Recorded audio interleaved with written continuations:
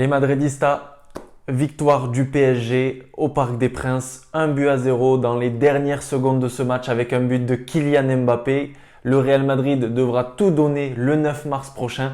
On est parti pour le débrief de ce PSG Real Madrid. Tu nous en veux car on en fera toujours plus que toi.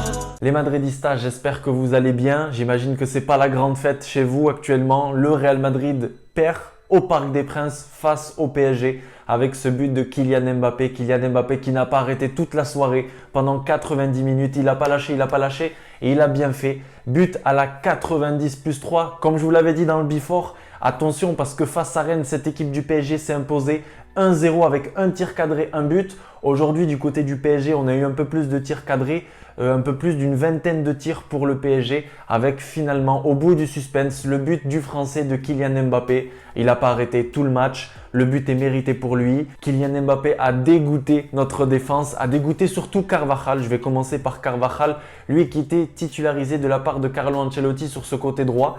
Et je me souviens, hier, je répondais aux commentaires du before, de ce before PSG Real Madrid. Et je voyais quelques Madridistas me dire dans les commentaires « Nono, tu penses vraiment que Carvajal est apte à jouer face à un Kylian Mbappé en forme? On l'a vu encore face à Rennes, il s'arrête jamais, etc. » Ils ont sûrement raison. Finalement, on a trouvé un Carvajal nul, un Carvajal médiocre. Un Carvajal qui n'arrive pas à retrouver son niveau. On en avait parlé déjà depuis le début de cette saison, entre blessures, entre rechutes, entre Covid, etc. Compliqué pour l'Espagnol de retrouver sa forme. Mais là, Carvajal, c'est devenu très problématique du côté du Real Madrid. On a un Marcelo qui a complètement lâché l'affaire sur l'aspect défensif. Et puis, on a un Carvajal qui n'a plus du tout le niveau pour jouer au Real Madrid aujourd'hui. Est-ce qu'il va le retrouver dans quelques mois? Il va me faire mentir, je l'espère. Mais en tout cas, aujourd'hui, le Real Madrid se retrouve sans défenseur droit de formation. Si Carvajal est absent, si Carvajal est suspendu, si Carvajal est blessé. Et aujourd'hui, c'est 1-0 pour le PSG, mais c'est aussi 1-0 pour Kylian Mbappé face à Carvajal. Parce que je le répète encore une fois, très mauvais match de la part de l'Espagnol. De l'autre côté de cette défense, on retrouvait Ferland Mendy qui était de retour lui aussi après une blessure qui l'a empêché de jouer malheureusement les derniers matchs. Karim Benzema était titulaire en attaque. Le match de Mendy n'est ni mauvais ni bon malheureusement. On voit que ça fait quelque temps maintenant qu'il n'a pas été titularisé par Carlo Ancelotti. Je vous vois aussi sur Instagram, là il va falloir que je vous réponde sûrement cette nuit ou demain matin. M'envoyer beaucoup de messages concernant Carlo Ancelotti. Je ne veux plus voir Carlo Ancelotti sur le banc. Carlo Ancelotti s'est trompé. Carlo Ancelotti est une honte pour le Real Madrid, etc. J'ai juste envie de dire une chose et encore une fois c'est mon avis. Si ce soir Kylian Mbappé ne marque pas ce but-là, qu'avec ce Real Madrid-là, on va en parler après, ce Real Madrid soporifique, ce Real Madrid vraiment dans la gestion, on arrivait à obtenir un 0-0 au Parc des Princes. Je peux vous assurer que dans la presse espagnole, sur Twitter et même là auprès de vous, dans ma communauté, sur Instagram et sur YouTube, j'aurais reçu plein de messages. Ouais, Carlo Ancelotti, franchement bravo, parce que c'est vraiment à l'italienne. Tu as réussi à obtenir le match nul à l'extérieur avec un Karim Benzema sur une jambe, avec un Ferland Mendy qui revenait de blessure, etc.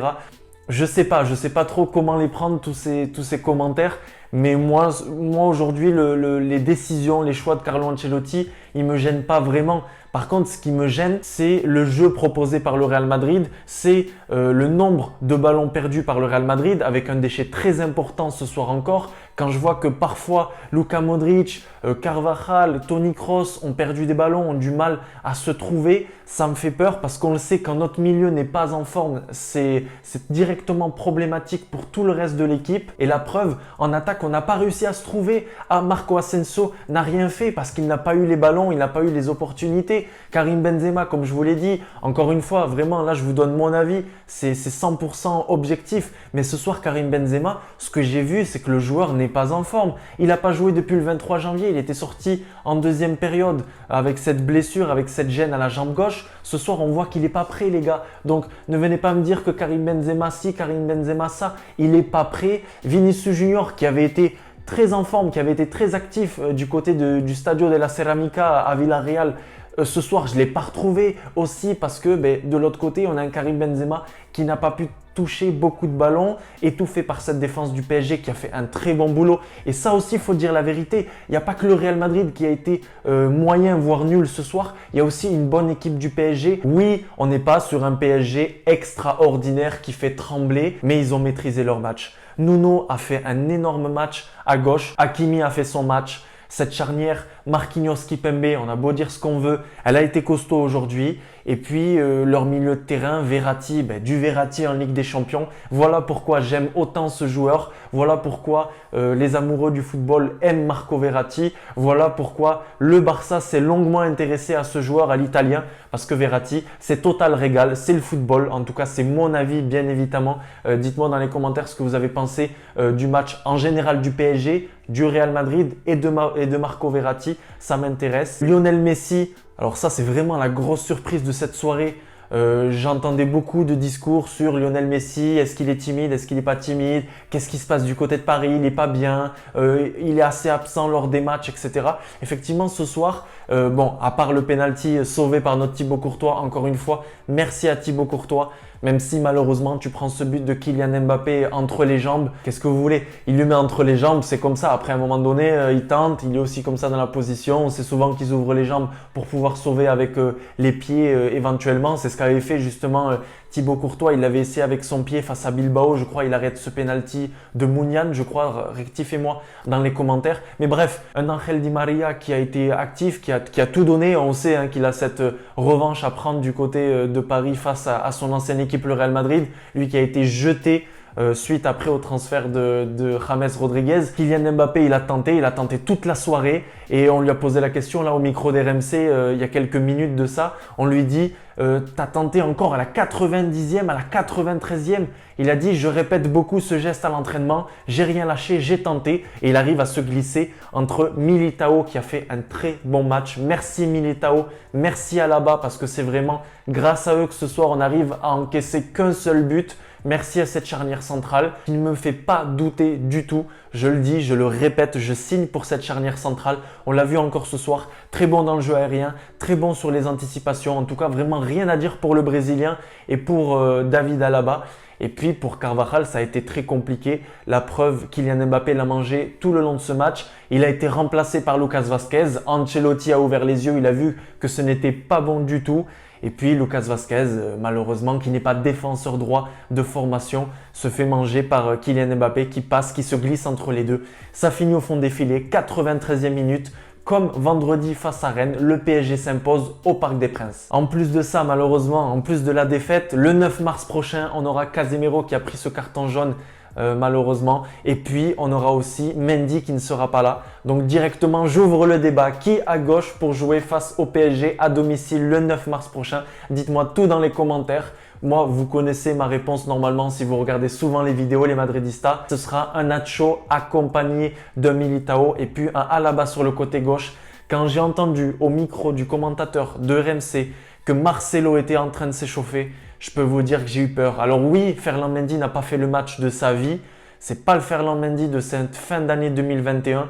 Mais waouh, quand j'ai entendu Marcelo, je me suis dit, on va droit au suicide. C'est quand même frustrant et c'est là aussi qu'on voit la marque des grandes équipes, surtout du Real Madrid, avec un Real Madrid moyen, avec un Karim Benzema de retour, avec un Ferland Mendy de retour, avec un Carvajal médiocre ce soir, je le répète, désolé pour lui. On arrive quand même à obtenir ce 0-0 à 40 secondes de la fin du match. Je sais, c'est cruel, le but est là, on peut rien y faire, mais je me dis aussi que peut-être qu'il va se passer autre chose le 9 mars et je l'espère parce que s'il se passe la même chose, c'est pas bon du tout. Dites-moi dans les commentaires si pour vous, il y a toujours une possibilité de remonter ce score de 1-0. C'est rien de grave, c'est rien de méchant. C'est peut-être pour ça aussi que je suis pas énormément dégoûté ce soir. Moi, vous le savez, j'essaie d'être objectif et j'essaie d'être positif. Je me dis qu'effectivement, ça va être dur le 9 mars. Je dis pas le contraire. Je sais que ça va être un autre match. Le PSG, qu'est-ce qu'ils vont se dire? Ils vont se dire le Real Madrid perd 1-0 chez nous. Là, on va chez eux. Ils vont prendre des risques pour pouvoir rattraper ce but de retard malheureusement. Et nous, on va en profiter. Donc, le 9 mars prochain, on ne sait pas d'ici là, mais ils auront Neymar, ils auront Di Maria, ils auront Kylian Mbappé encore une fois. Qui on va mettre le 9 mars face à Kylian Mbappé? Plutôt Lucas Vazquez? Plutôt Carvajal après ce match-là, je ne sais pas. Est-ce que le Real Madrid va réussir à remonter un petit peu la pente? Parce que c'est vrai que depuis le début de cette année 2022, c'est compliqué. On a des victoires certes, mais c'est souvent difficile. Je pense au match face à Granada à domicile au Bernabéu il y a 2 semaines. Je pense à ce match nul à Villarreal, même si on sait toujours que les déplacements sont compliqués là-bas. Mais effectivement, il y a l'élimination en Coupe du Roi face à Bilbao. Il y a cette défaite en tout début du mois de janvier face à Getafe. Donc effectivement, le bilan, il n'est pas exceptionnel. Il est même loin d'être brillant pour ce Real Madrid année 2022. Pour ce mois de janvier, ce mois de février. J'espère que la tendance va s'inverser. J'espère qu'on va un petit peu retrouver notre niveau. Mais une chose est sûre, Karim Benzema, il n'est pas en forme. On l'a vu, il y a eu cette fameuse discussion entre Kylian Mbappé et Karim Benzema, les deux Français, les deux potes de la sélection.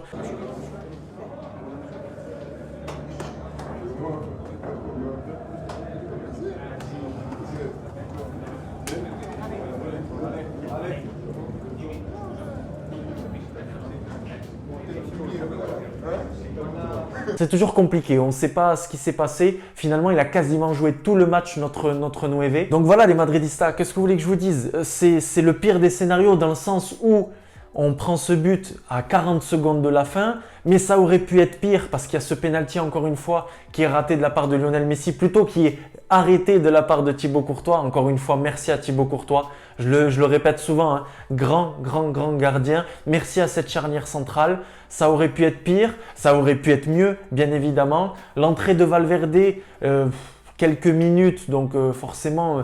on n'a pas vu directement les effets de son entrée. Et puis après, l'entrée de Rodrigo, j'ai pas compris franchement ce changement. J'aurais préféré voir un Gareth Bale peut-être à droite ou voir un Eden Hazard de ce côté-là. Finalement, Carlo Ancelotti nous fait plusieurs changements. Oui, peut-être sur ça, il est à critiquer Carlo Ancelotti. Mais après, quand je vois la physionomie du match, quand je vois le niveau de ce Real Madrid avec ce déchet, avec ce milieu de terrain qui n'a pas réussi à se trouver, franchement, 1-0 avec ce but-là de Kylian Mbappé, c'est fou de dire ça, mais j'ai envie de dire ça va. Franchement, ça va. Après, je peux comprendre votre déception. Je lis vos messages là sur Instagram. Je vais tous vous répondre, ça c'est sûr, cette nuit. Mais c'est comme ça, les gars. On voit aussi les limites de ce Real Madrid. Alors oui, il y a ce Casemiro, Kroos, Modric. Même moi, j'en parle tout le temps. Je dis que c'est le trio magique, le milieu magique, etc.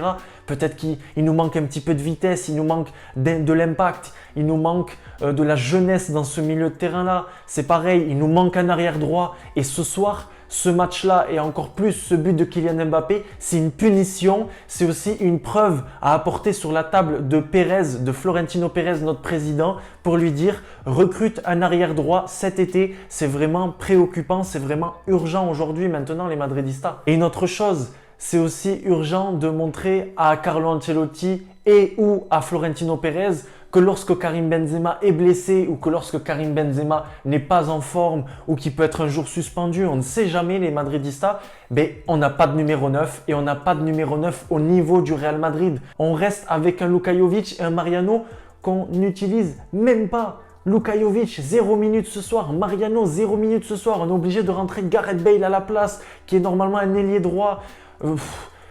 Voilà, on voit les limites de cette équipe. Je ne fais pas le mec négatif, je ne vous dis pas que tout est terminé, ça y est, qu'il n'y aura pas de remontada ce 9 mars prochain, mais je vous dis qu'on voit les limites de notre équipe. Quant à Vinicius Junior, parce que je le vois déjà arriver dans les commentaires, tu n'as pas parlé de Vinicius Junior. Vinicius Junior qui a été très timide ce soir, qui a été encore une fois bousculé, très lourdement bousculé par les défenseurs du PSG, par les joueurs du PSG. Mais c'est comme ça et on l'a vu ce week-end à Villarreal, il a pris énormément de coups et j'ai envie de dire, c'est normal. Les entraîneurs et les staffs regardent les matchs de leurs concurrents, regardent les matchs du Real Madrid. Tu sais que si tu laisses de l'espace à Vinicius Junior, tu vas te faire manger. Donc on a eu un Achraf Hakimi qui allait au charbon face à Vinicius Junior et Vinicius Junior qui n'a pas pu exister ce soir. Il y aura sûrement les pro Vinicius qui vont me dire que je me trompe et que Vinicius a été bon ce soir. En tout cas pour moi, vraiment notre attaque n'a pas pu exister malheureusement ce soir. Notre milieu de terrain a eu du mal. Je retiens vraiment moi le match de notre gardien et de cette défense centrale et c'est pour vous dire 3 joueurs sur 11 possibles. Après oui, vous avez des bonnes séquences de la part de Toni Kroos et de la part de Luka Modric qui viennent ouvrir le jeu, qui viennent écarter d'un côté, de l'autre, etc. Casemiro qui fait de bons tacles sur Lionel Messi qui est toujours bon, hein, vraiment debout avec ce tacle debout là, à mettre le pied. Vraiment sur ça, il est bon, il faut dire la vérité. Mais ce soir, le PSG a été supérieur et le PSG mérite sa victoire. Ça me fait mal de le dire parce que tout simplement, Kylian Mbappé a tenté plusieurs fois, que c'est passé une fois à côté, 2 fois. Et puis après, la 4e, la 5e fois. Ça rentre, c'est dans les cages. 1-0 pour le PSG. Les Madridistas, il faut se remobiliser, il faut continuer à supporter notre équipe. Je vois aussi des commentaires, c'est des commentaires qui m'énervent de « Ouais, moi c'est bon, je boycotte contre Alaves ». Boycottez si vous voulez, mais nous, on lâchera pas. C'est vraiment notre passion. À la Madridina Damas, 1-0, ça pouvait être pire, ça pouvait être mieux comme je vous l'ai dit. Rendez-vous le 9 mars maintenant pour ce Real Madrid PSG. On sera dans une autre dynamique. Certes, on n'aura pas Casemiro et puis Ferland Mendy, mais rien n'est impossible. Comme je vous l'ai dit dans le before, impossible n'est pas madrilène. À la Madridina Damas, c'était pas le Real Madrid. J'espère le retrouver dès ce week-end, les gars, parce que ce week-end, de retour au Santiago Bernabéu avec ce Real Madrid Alaves. Si on peut repartir de l'avant, les Madridistas, on se retrouve dès vendredi pour l'avant-match de ce Real Madrid Alaves. Bonne soirée, bonne nuit pour ceux qui vont réussir à dormir. Et on n'oublie pas, toujours à la Madridina Damas, on va revenir et plus fort. Ciao les Madridistas.